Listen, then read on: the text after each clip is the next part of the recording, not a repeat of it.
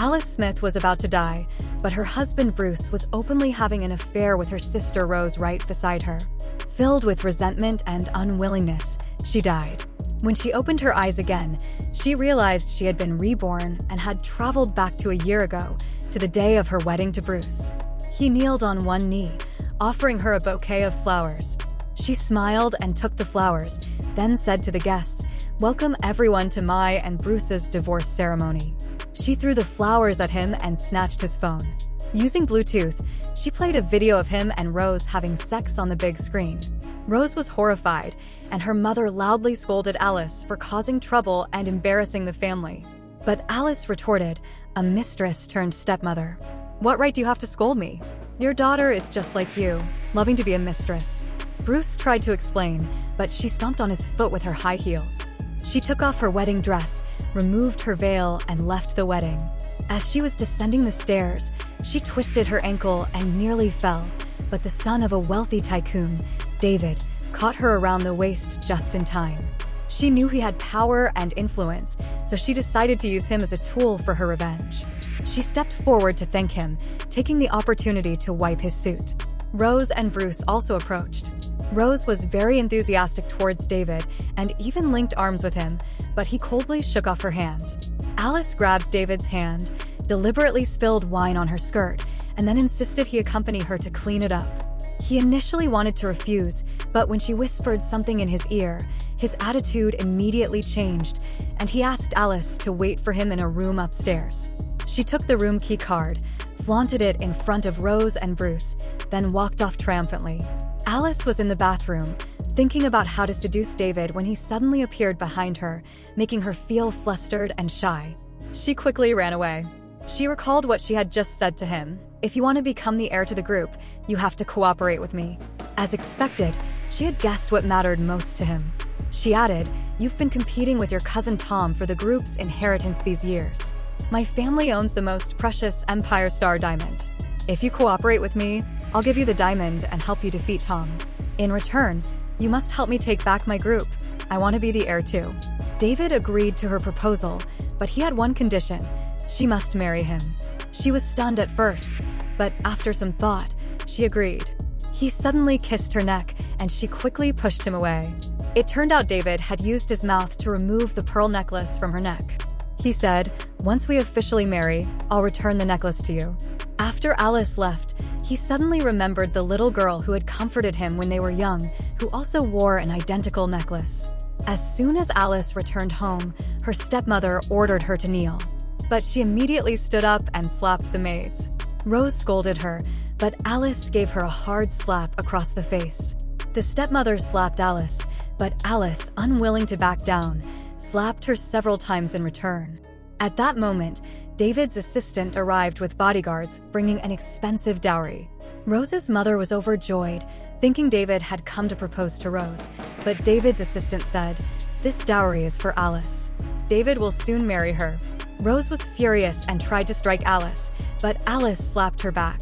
Bruce arrived and accused Alice of being vain, then threw her onto the bed. After Rose forced Alice to drink the aphrodisiac, Bruce took off his coat and leaned over to assault Alice. But David arrived just in time, kicking Bruce to the ground and saying, "How dare you touch my woman?" He picked up the unconscious Alice from the bed and prepared to leave, but her stepmother blocked their way. He said, "Anyone who dares to stop us today is making an enemy of me." The bodyguards pushed Rose and her mother aside, escorting David and Alice out. Due to the effects of the aphrodisiac, Alice hugged David in the car and kissed his lips, causing him to stare wide-eyed in shock. His assistant hurriedly got out of the car because he knew it was David's first kiss. David took Alice back to his place, where she hugged him in the bathtub and bit his ear. The next day, Alice woke up to find herself lying in bed with David. She screamed. David told her, "I took care of you the whole night, but I didn't sleep with you." To tease him, she intentionally leaned closer to him.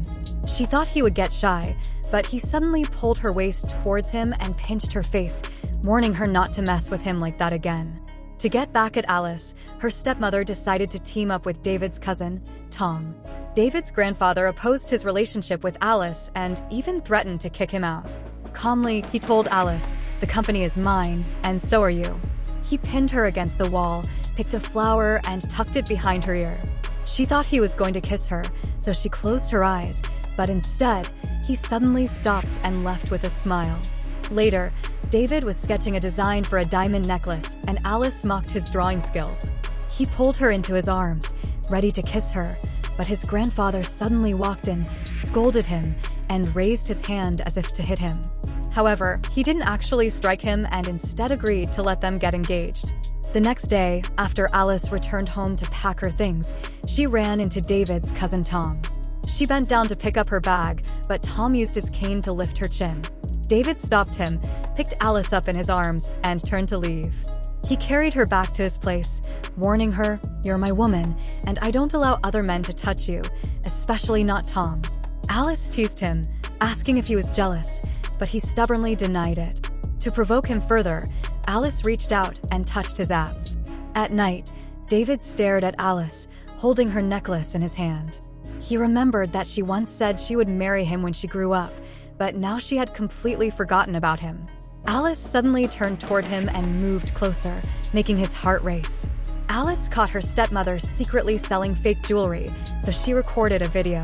However, Tom discovered Alice and stopped her from leaving, even attempting to force a kiss. David pushed him away and punched him.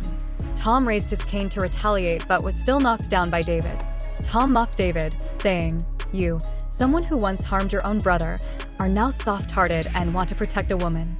David didn't respond, instead taking Alice and leaving. Rose walked up to Tom and said, "I want to cooperate with you. Let's join forces and defeat them."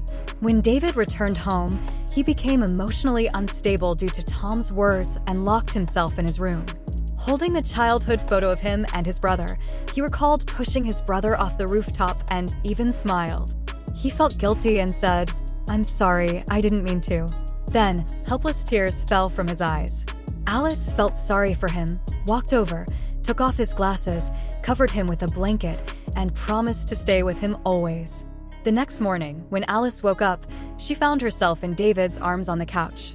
She tried to get up, but David held her and kissed her passionately. Just then, his grandfather barged in and shouted Alice's name. It turned out that Alice's stepmother had called David's grandfather earlier, claiming that Alice owed a massive gambling debt, and he believed it. To expose her stepmother's lie, Alice showed the priceless Empire Star diamond. David's grandfather was thrilled because the diamond necklace would ensure their family became the #1 in the jewelry industry. He immediately agreed to David and Alice's marriage. A few days later, at a banquet, David publicly announced that Alice was his girlfriend and kissed her forehead. Tom caught David and Alice passionately kissing outside the banquet hall. He couldn't allow David to take the heir's position, so he called Bruce. Bruce arrived at the venue shortly after and asked Alice to get back together with him, but she slapped him across the face. Bruce said, "Do you think David is a good guy? He's a murderer. He killed his brother." David lost control and punched Bruce. Alice tried to stop David, but he misunderstood and thought she believed Bruce's words. He was heartbroken and left. Back home, he forcefully kissed Alice, but she pushed him away. He thought she was truly starting to fear him, so he grabbed her by the neck and warned her, then pushed her down on the bed. David went to a bar to drown his sorrows. Rose, wearing a seductive dress, approached him, trying to flirt, but he pushed her away. Rose then took out some photos of Alice and Bruce and whispered in David's ear, "Alice is a flirt, but I only have you in my heart." David pushed her away again and said, "You're nothing compared to her." Rose felt dissatisfied and drank a lot of alcohol. Tom walked over, took her hand, kissed her hand, and then picked her up, carrying her out of the bar. The next morning, Rose woke up to find herself in bed with Tom. Realizing she had no chance with David, she decided to use Tom's power to destroy David. She flirted with Tom while leaning on his chest, and he promised her, "As long as you do as I say, I'll help you punish David." Rose was pushed onto the bed and silently swore that after taking David down, she would kill Alice. David became the general manager of the company and revealed evidence that Tom and Alice's stepmother had been involved in the illegal trade of fake jewelry. The employees began to gossip about it, and Tom was furious. David's assistant said to him, "Your fiancée Alice stayed up several nights organizing this evidence. You should thank her and take her out for a dinner." But David hesitated, thinking no one would want to have dinner with a murderer. Tom demanded that Rose steal the Smith family jewelry business's confidential information for him. Rose hesitated, as the information was very private and shouldn't be shared with outsiders. Tom pulled her into his arms and said, "Am I an outsider?" Rose kissed him and urged him to teach David a good lesson. David was surrounded by reporters on the rooftop who kept asking him if he was responsible for his brother's death. Terrified, he kept backing away, covering his ears. Tom watched from a distance. In fact, it was Tom who had pushed David's brother off the rooftop that day. Alice squeezed through the crowd and extended her hand to David. He remembered how, as a child, she had also reached out to help him when he was helpless. She said, "Don't be afraid, I'm here." Slowly, he reached out his hand to hers, just like when they were children. As she pulled him through the crowd, he finally realized he had fallen in love with Alice. Back at home, David was still shaken, holding Alice tightly. He told her that he had gone to the rooftop because he had received an anonymous message claiming they had kidnapped Alice and demanding he meet them on the rooftop. To comfort him, Alice kissed his cheek and said, "I don't mind what happened in the past. I've never regretted marrying you." David kissed her back and said, "Neither have I." Not long after, David and Alice got engaged. At the banquet, Tom also announced that he was now with Rose. Then, he told the guests, "David has a mental illness and is unfit to be the heir of the company. Today, I have brought a witness." A woman slowly walked toward them, and David was shocked to see that it was his psychologist, Emma. He thought he was going to lose, but Emma told everyone, "I have been David's psychologist for many years, and aside from insomnia, he has no mental illness." Tom was stunned and accused Emma of lying, but she said she was willing to swear on her career that David had no psychological problems. David's grandfather was furious and ordered the security to throw Tom out. To solidify David's position as heir, Alice publicly displayed her dowry, the priceless Empire Star Diamond, leaving the guests in awe. Bruce saw Rose kissing Tom on the stairs, and in a fit of rage, he pushed Rose down the stairs, causing her to faint on the spot. The doctor informed Rose's mother that Rose had suffered a heart attack due to the fall and urgently needed surgery, but finding a matching heart would be difficult.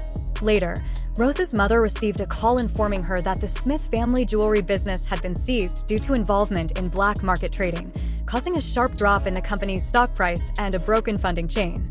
She suspected Alice had reported them and decided to take revenge on her. Alice saw David happily talking to his psychologist, Emma, and she felt a pang of jealousy. To force Alice into a meeting, her stepmother threatened her, "If you don't come meet me, I'll scatter your mother's ashes." After Alice rushed to the hospital, she fainted due to the powder her stepmother had prepared. When she woke up, she found herself tied to a hospital bed. Her stepmother told her, "Rose's heart disease has relapsed, and she urgently needs a heart transplant. You're her half-sister, and your heart must be the most compatible for her." David, unable to reach Alice on the phone, grew increasingly worried. His assistant informed him that Alice's stepmother's phone was also unreachable, so David immediately ordered his assistant to track her location.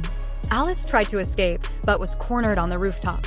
She told her stepmother, "If you come any closer, I will destroy my heart." David arrived just in time to stop her. Alice's stepmother was taken away by the doctor, and David tried to approach Alice, but his fear of heights suddenly triggered, leaving him dizzy and disoriented. He tried to remain calm and asked Alice to hand him the scissors, but just then, Tom rushed over and took Alice hostage. Tom pushed Alice toward the railing, demanding that David give up his claim to the company. Alice seized the moment and bit Tom's hand.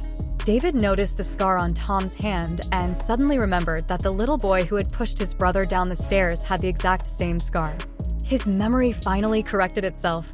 Tom was the one who had killed his brother. Tom admitted it with a laugh, then stabbed Alice with the scissors. David knocked him down and quickly cradled Alice in his arms.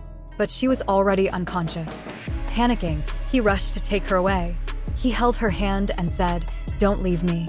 Suddenly, she remembered the little boy from her childhood who had said the same thing before he was forced to move away. "Don't leave me." She finally realized David was that little boy. A few days later, Alice opened her eyes and saw David by her bedside. He hugged her tightly, but Emma suddenly interrupted them. Emma had brought her boyfriend to visit Alice. She said to Alice, "It was David who funded my college education, which is why I helped him. Don't misunderstand our relationship." David told Alice, Your stepmother left a suicide note and donated her heart to Rose. When Rose woke up and learned the truth, she lost her mind. Soon after, Alice took over the Smith family's company. To alleviate the financial strain on her group, David decided to collaborate with her on a $10 million project. She wrapped her arms around him, kissed his face 3 times, and said, "I kissed you 3 times, so you should invest $30 million. He held her waist and replied, "Then I should invest $100 million to make it enough." With that, he kissed her. Then, he kneeled down on one knee, took out a diamond ring, and proposed to her. She extended her hand, and he placed the ring on her finger. He smiled as he stood up, wrapped his arms around her, and kissed her deeply once more.